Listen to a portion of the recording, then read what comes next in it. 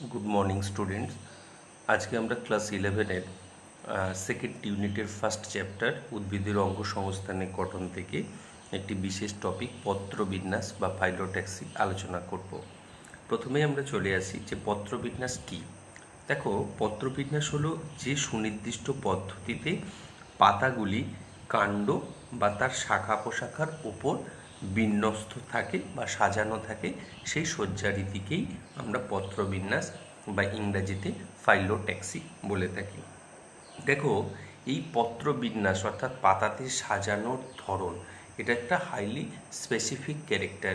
এখন তোমাদের প্রশ্ন হতে পারে যে উদ্ভিদের পাতাগুলো দেখবে প্রজাতি অনুযায়ী একই রকমভাবে সাজানো থাকে। আম গাছের পাতা যেভাবে সাজানো থাকে পৃথিবীর সমস্ত আম গাছের পাতাই একইভাবে সাজানো আছে। আবার অন্য একটি গাছ, যেমন ধরো ধান গাছের পাতা, ধানের পাতা যেভাবে সজ্জিত থাকবে পৃথিবীর সব জায়গাতেই দেখবে সেই ধানের পাতা একইভাবে সজ্জিত রয়েছে। এখন এই পত্রবিন্যাসের উদ্দেশ্য কী? আমরা যদি পত্রবিন্যাসের প্রধান উদ্দেশ্য খুঁজতে চাই, তাহলে সেটা হচ্ছে যে কাণ্ড বা শাখা পোশাখার ওপর সজ্জিত পাতাগুলো একে অপরের আচ্ছাদন করে সালোক সংশ্লেষ, বাষ্পমোচন প্রভৃতি কাজে যাতে ব্যাঘাত না ঘটায়, অর্থাৎ একটা পাতা আর একটা পাতাকে ওভারল্যাপ করে দিয়ে যাতে ফটোসিনথেসিস বা সালোক সংশ্লেষ, শ্বসন এবং বাষ্পমোচন প্রভৃতি জৈবনিক কাজে যাতে বাধা সৃষ্টি করতে না পারে, মূলত সেই কারণেই পত্রবিন্যাস বা ফাইলোট্যাক্সি গাছেরা করে থাকে। এবার আমরা চলে আসি যে পত্রবিন্যাসের ধরন। তোমরা এখানে ছবিতে দেখতে পাচ্ছ যে পত্রবিন্যাসের মূলত তিনটে ধরন দেখা যায়। আমরা যদি দেখে থাকি, এই প্রথম দুটো ছবিতে যেটা তোমরা দেখছো, এই দুটো ছবি হচ্ছে একান্তর পত্রবিন্যাস। এই মাঝের যে ছবিটা দেখছো এটা হচ্ছে বিপরীত পত্রবিন্যাস, এবং শেষের যে ছবিটা দেখছো এটা হচ্ছে আবর্ত পত্রবিন্যাস। অর্থাৎ পত্রবিন্যাস মূলত তিন ধরনের হয়ে থাকে।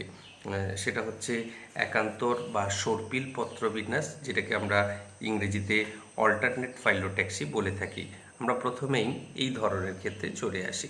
দেখো, মনে রাখতে হবে এই ধরনের পত্রবিন্যাসে কাণ্ডের শাখা প্রতিটি পর্ব থেকে একটা মাত্র পাতার সৃষ্টি হবে। তুমি দেখো যে ছবিতে এটা পর্ব থেকে একটা পাতার সৃষ্টি হয়েছে, দেখো একটা পাতার। এইভাবে আমরা যদি দেখে থাকি যে প্রতিটি পর্ব থেকে একটি করে পাতার সৃষ্টি হয়েছে, তো একে আমরা বলতে পারি সর্পিল বা একান্তর পত্রবিন্যাস। তাহলে একান্তর পত্রবিন্যাসের ক্ষেত্রে আমরা যদি দেখি যে এই ধরনের পত্রবিন্যাসে কাণ্ডের শাখার প্রতিটি পর্ব থেকে একটি মাত্র পাতার সৃষ্টি হয়, এবং পাতাগুলো কাণ্ডের শাখার চারপাশে অনেকটা সর্পিলাকারে পেঁচিয়ে থাকে। কোনো কাল্পনিক রেখা দিয়ে যদি প্রতিটি পর্বকে ধারাবাহিকভাবে আমরা সংযুক্ত করি, তাহলে ওই রেখাটি সর্পিলাকারে কাণ্ডকে বেষ্টন করেছে বলে মনে হয়। সেই কারণে একে সর্পিলাকার পত্রবিন্যাসও বলা হয়ে থাকে। এখন দেখো, এই একান্তর পত্রবিন্যাসের ক্ষেত্রে আবার অনেকগুলো ভাগ আছে। সে প্রসঙ্গে তোমাদের পরে আলোচনা করব, যেটা হচ্ছে 1/2 ফাইলোট্যাক্সি, 1/3 ফাইলোট্যাক্সি, 2/5 ফাইলোট্যাক্সি, 3/8 ফাইলোট্যাক্সি। অর্থাৎ বাংলায় বললে বোঝায় আমাদের দ্বিসারি পত্রবিন্যাস। সেখানে যেটা দেখেছো উল্লম্ব সারি, অর্থাৎ পাতাগুলো কটা উল্লম্ব সারিতে আছে এর ওপর নির্ভর করেই আমরা কিন্তু এই একান্তর পত্রবিন্যাসে ভাগ করেছি। যদি পাতাগুলো প্রতিটি পর্ব থেকে তো একটি করে পাতার সৃষ্টি হচ্ছে তোমরা দেখলে, কিন্তু সেই পাতাগুলো যদি দুটো উল্লম্ব সারি, তুমি যদি টপ ভিউ দেখো তাহলে দেখবে দুটো উল্লম্ব সারিতে যদি থাকে তখন তাকে বলা হচ্ছে দ্বিসারি। সমস্ত ধরনের ঘাসের পাতা এই ধরনের। যদি পাতাগুলো তিনটে রয়ে, এখানে তো সেটা 3D পিকচার দেখানো সম্ভব নয়, এদিকে একটা এবং একটা এই দিকে থাকবে, অর্থাৎ তিনটি উল্লম্ব সারিতে যদি বিন্যস্ত থাকে তখন তাকে বলে ত্রিসারি। যদি একান্তর পত্রবিন্যাসের ক্ষেত্রে পাতাগুলো 5টা সারিতে বিন্যস্ত থাকে তখন তাকে বলে পঞ্চসারি। জবা হচ্ছে পঞ্চসারির উদাহরণ। যদি দেখা যায় যে পাতাগুলো 8টা উল্লম্ব সারিতে রয়েছে তখন তাকে বলে অষ্টসারি। পেঁপে হচ্ছে অষ্টসারির উদাহরণ।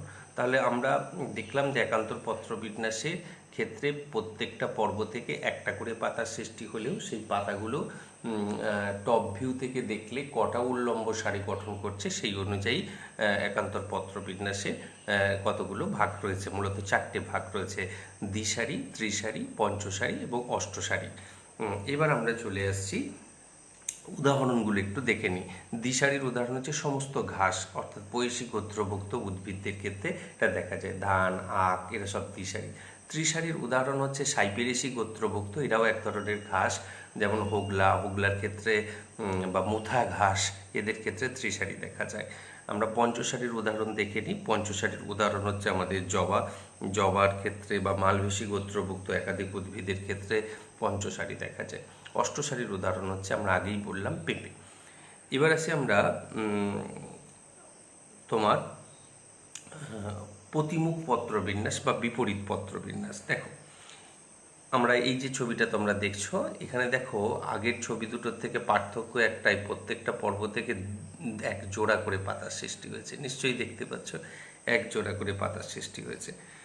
অর্থাৎ এক্ষেত্রে আমরা বলতে পারি যে এই প্রকার পত্রবিন্যাসে কাণ্ড বা শাখার প্রতিটি পর্ব থেকে দুটো করে পাতার সৃষ্টি হবে এবং সেই পাতা দুটি পরস্পরের বিপরীত পত্র উৎপন্ন করবে। অর্থাৎ বিপরীত দিকে, দেখো এই পর্ব থেকে যে দুটো পাতার সৃষ্টি হয়েছে তারা পরস্পরের বিপরীত দিকে আছে। আবার এখান থেকে দেখো পরস্পরের বিপরীত, যেখান থেকেই সৃষ্টি হবে কেন তারা পরস্পর, এটা যদি উত্তর দিক হয় এটা দক্ষিণ দিকে থাকবে, এটা যদি পূর্ব দিক হয় এটা পশ্চিম দিকে থাকবে। অর্থাৎ প্রতিটি পর্ব থেকে উৎপন্ন পাতাগুলো পরস্পর বিপরীত দিকে অবস্থান করবে, তখন তাকে আমরা বলবো বিপরীতমুখী পত্রবিন্যাস। অর্থাৎ প্রতিমুখ বা বিপরীত পত্রবিন্যাস বা অপোজিট ফাইলোট্যাক্সি বলতে বোঝায় এই ধরনের পত্রবিন্যাসে কাণ্ড শাখার প্রত্যেকটি পর্ব থেকে দুটো করে পরস্পর বিপরীতমুখী পাতার সৃষ্টি হবে। এখন এই প্রতিমুখ পত্রবিন্যাসও আবার দু ধরনের হয়ে থাকে। একটাকে বলা হয় প্রতিমুখ তির্যকপূর্ণ অর্থাৎ অপোজিট ডেকাসেট, আর একটাকে বলা হয় প্রতিমুখ উপরিপর্ণ বা অপোজিট সুপারপোজড।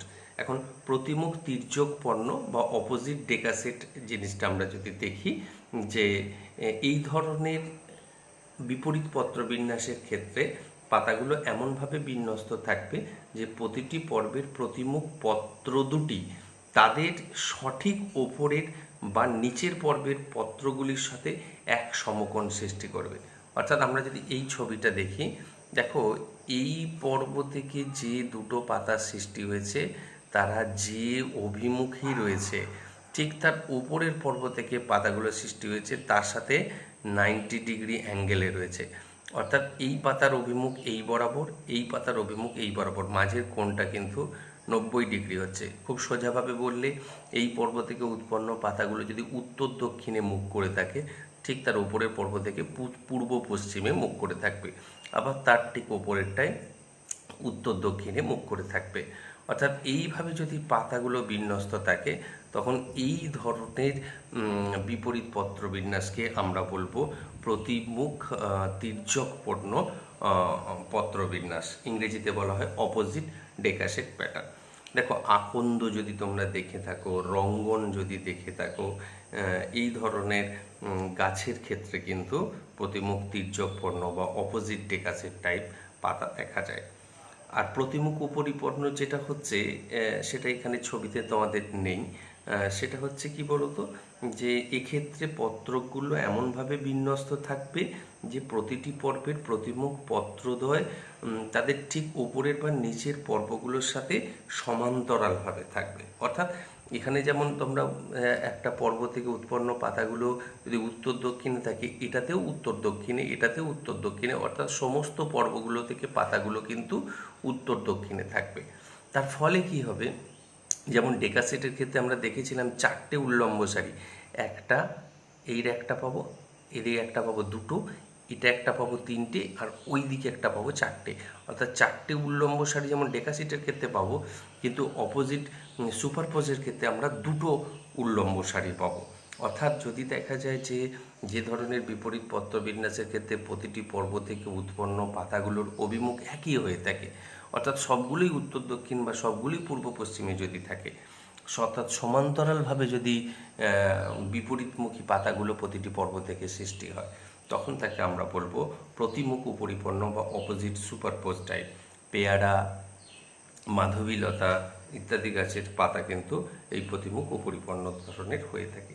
এবার আসছি আমরা হোল্ড ফাইলোট্যাক্সি অর্থাৎ আবর্ত পত্রবিন্যাস, এটা তৃতীয় ধরন।